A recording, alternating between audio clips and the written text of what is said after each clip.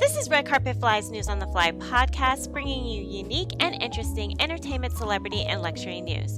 Before we get started, you know what to do. Like, follow, and subscribe to Red Carpet Fly, and hit that notification bell so you don't miss a single News on the Fly episode.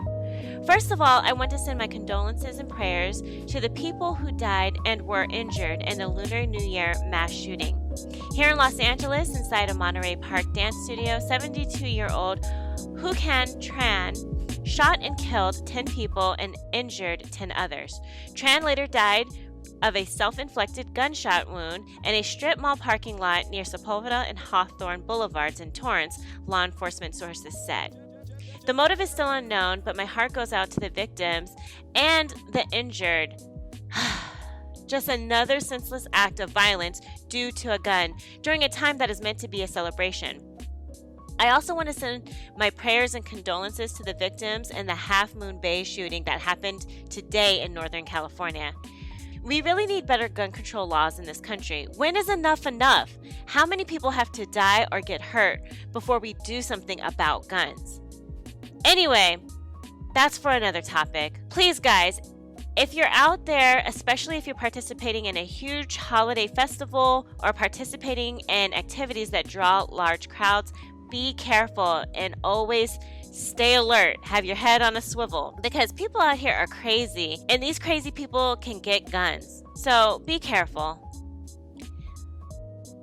Let's get into these headlines. So there's a lot going on currently. The Sundance Film Festival has started. Oscar nominations just came out and Paris Fashion Week is in full swing. Talking about Paris Fashion Week, the rapper Kodak Black debuts Paris Fashion Week collab with menswear brand Namayas.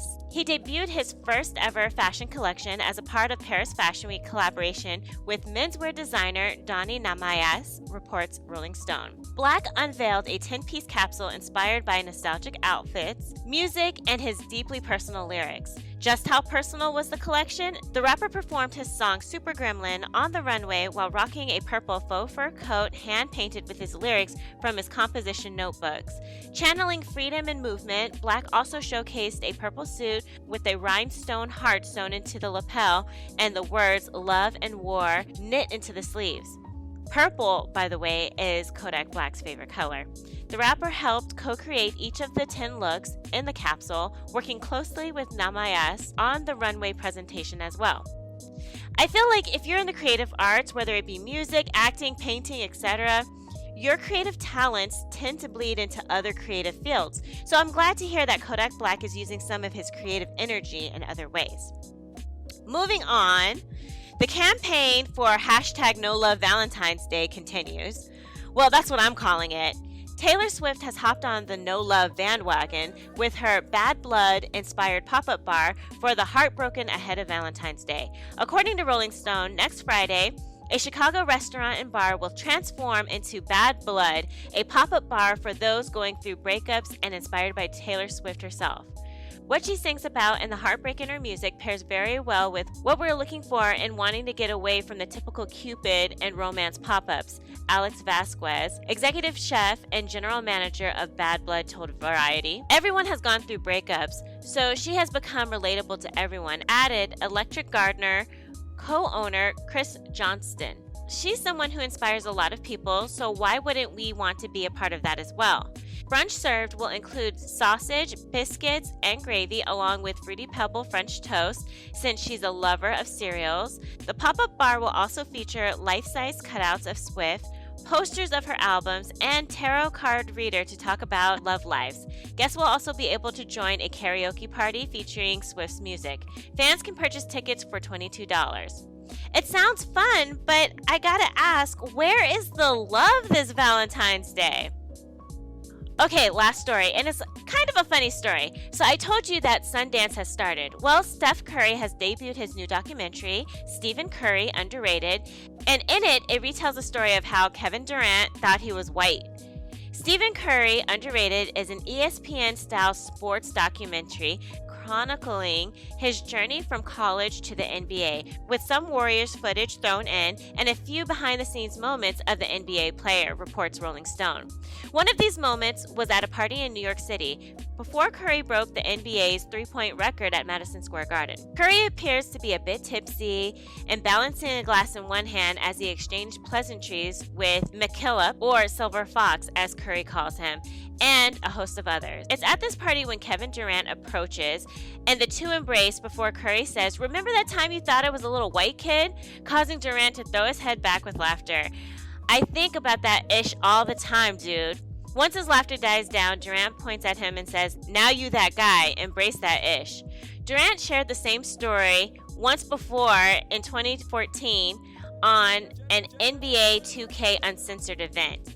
He states, "I was about 10 years old and our AAU team drove down to Charlotte to play." Durant explained, "I thought he was white. He was a yellow kid, right? I'm just being real right now. Where I come from in the hood, we don't see that. We don't see the light-skinned guys around." Durant continued, "I walked in the gym and this guy stepping across half court just pulling jump shots. Splash, splash. And when we played him, he had like 25 and he was like 10 years old. I was like, who is this kid? Then 10 years later, that was Steph Curry." Okay, first off, this story is hilarious. I know Steph Curry is light, but white? Really? Come on. I never thought he was white. Am I alone in this? I have a goddaughter who is very bright, like Steph Curry, but she doesn't look white to me either. Be honest, did you guys think Steph Curry was white before he became known? I guess it all depends on what you've been exposed to, but I thought this was just a funny story.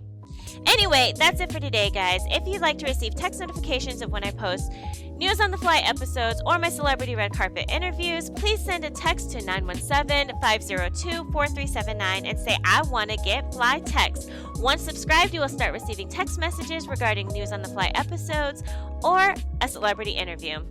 Also, if you have a business, product, service, YouTube channel, or social media account that you would like for me to promote on my channel, please email redcarpetfly@alexi@redcarpetfly to get rates for advertising.